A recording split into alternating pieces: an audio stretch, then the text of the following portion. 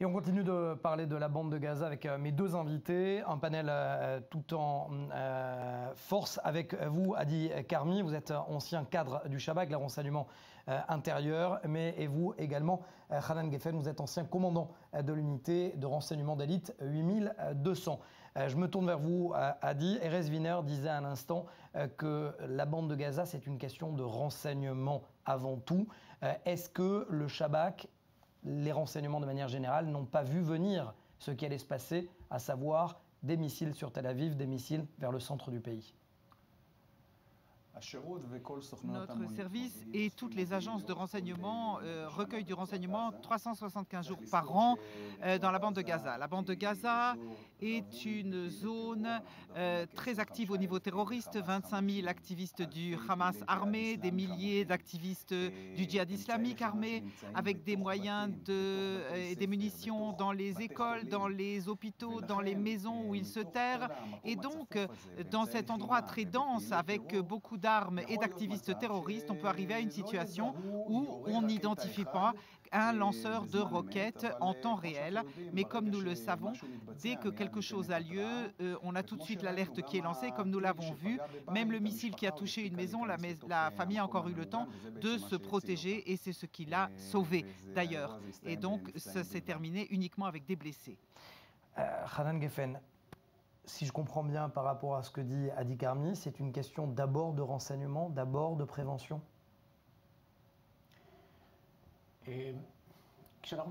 Quand nous nous battons contre ce type de terrorisme, il faut regarder cela d'un point de vue tactique comme nous le voyons. Parce que d'abord, il nous faut alerter la population avec des moyens divers, pas seulement le renseignement. Le renseignement a des limites. Quand une personne ou 4 personnes vont lancer une roquette, il y a une limitation sur ce que l'on peut savoir. Donc, il y a le système Dôme de fer qui lance une alerte entre 30 secondes et 1 minute et demie selon les zones pour prévenir la population, et donc la population israélienne est préparée et prête.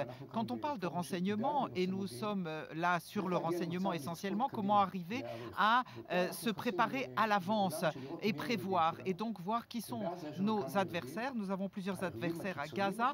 Les plus extrémistes, ce sont les Iraniens.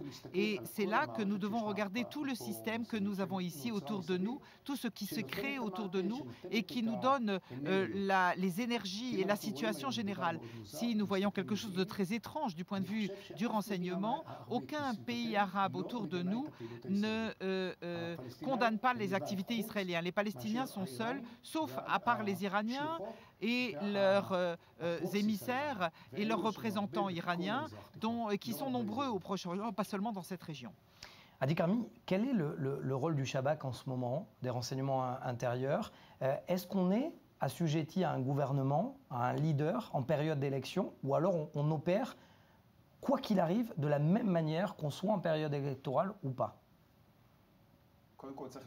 D'abord et avant tout, il faut le dire que le Shabak est une organisation gouvernementale professionnelle. Son rôle, c'est la prévention et la dissuasion du terrorisme et préserver aussi la stabilité du pouvoir. Et donc, il sert ceux qui dirigent le pays. Le directeur du Shin Bet est sous le Premier ministre, et peu importe qui est le Premier ministre. Aucun rapport avec les événements politiques, les élections. Il s'agit de quelque chose au service de l'État d'Israël, point à la ligne. Il n'y a en Israël aucune question de savoir qui vous êtes politiquement parmi ces organisations de renseignement, ni le Mossad, ni le Shin Bet. Tout employé de ces services ou tout directeur de ces services vous répondra exactement la même chose. Donc vous condamnez ceux qui sont en train de dire aujourd'hui que ça sert les intérêts d'un leader ou d'un autre? Mais bien entendu, il n'y a absolument pas de question autour de ça. Le Shin Bet ne sert pas un leader selon son nom. Il sert le dirigeant du pays et le peuple d'Israël. Il n'y a ici aucun aspect personnel, interpersonnel, à part ce qui concerne la communication du travail au quotidien. C'est tout. Et c'est exactement ce qui nous caractérise comme État démocratique au cœur du Proche-Orient, qui se mesure à des organisations terroristes, à des États ennemis, où il n'y a pas de pouvoir central élu par le peuple. Et ici, c'est clair et net, une séparation absolue entre le politique et le professionnel et la vocation du Shin Bet. Hanan Geffen, selon des sources de renseignement égyptiens, c'est l'Iran qui aurait donné l'ordre directement d'envoyer des roquettes, de lancer les hostilités finalement. Concrètement, qui a donné l'ordre ? Alors là, vous rentrez dans un domaine très complexe d'évaluation de renseignements. Les sources égyptiennes sont des sources de renseignements égyptiens qui ont un intérêt, qui veulent présenter certains aspects. Je voudrais dire un mot sur la situation où nous nous trouvons. Les Iraniens ont créé un système dans tout le Proche-Orient de représentants, et ils ont très bien réussi au Yémen, en Irak, en Syrie, où ils sont en train de prendre racine. Au Liban, ils ont le Hezbollah qui les représente. Là où ils peuvent, ils créent des représentants comme ils le peuvent. D'un autre côté, ils ont face à eux des forces très importantes comme le président des États-Unis qui veut stopper les Iraniens où que ce soit, les Saoudiens qui se battent contre les Iraniens à l'ouest parce qu'autour des puits de pétrole, contre les chiites, et les Égyptiens qui sont contre les Iraniens eux aussi. Nous avons donc des alliés de ce côté et d'un autre côté, chacun a ses propres intérêts. Alors, votre question sur les Égyptiens voulait dire, pour leur intérêt, nous avons obtenu le résultat.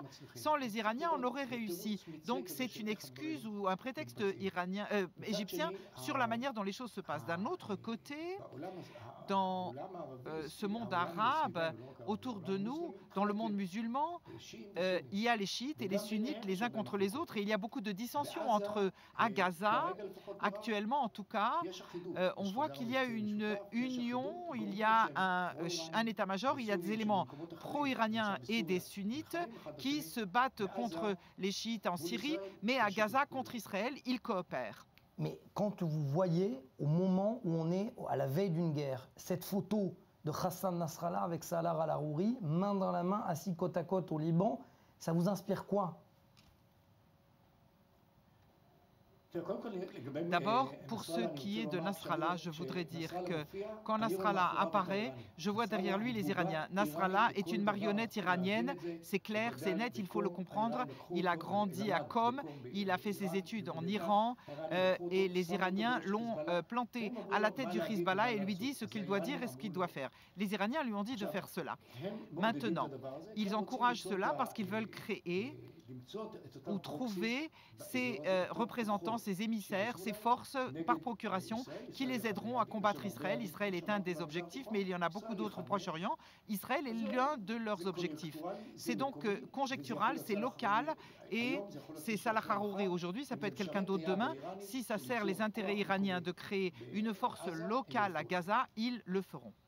Adi, vous connaissez bien, puisque vous avez une carrière militaire avant d'avoir été au Shabak, vous avez bien connu Gadi Eisenkot. Là, aujourd'hui, c'est Aviv Kochavi qui est chef d'état-major. Quand vous voyez qu'il y a des grandes mesures de, on dit recenser des soldats, on dit des nouvelles divisions d'infanterie proches de la clôture de sécurité, est-ce que ça fait partie, clairement, d'une guerre psychologique où il y a vraiment des faits, une tactique derrière cela? L'État d'Israël souhaiterait arriver à un accord avec les Palestiniens. L'État d'Israël est un État qui aspire à la paix, mais qui préserve son droit d'autodéfense. Et dès que nous voyons donc des forces militaires, qu'on recrute les réservistes, qu'on rapproche des forces vers la frontière, eh bien cela a un effet psychologique certes, mais Israël continuera à avoir le droit de se défendre et d'empêcher le Hamas et les organisations terroristes de continuer à créer ou à utiliser des missiles, de les lancer sur Israël. Il faut se souvenir que ceux qui constamment ouvrent le feu et créent cette tension, c'est le Hamas.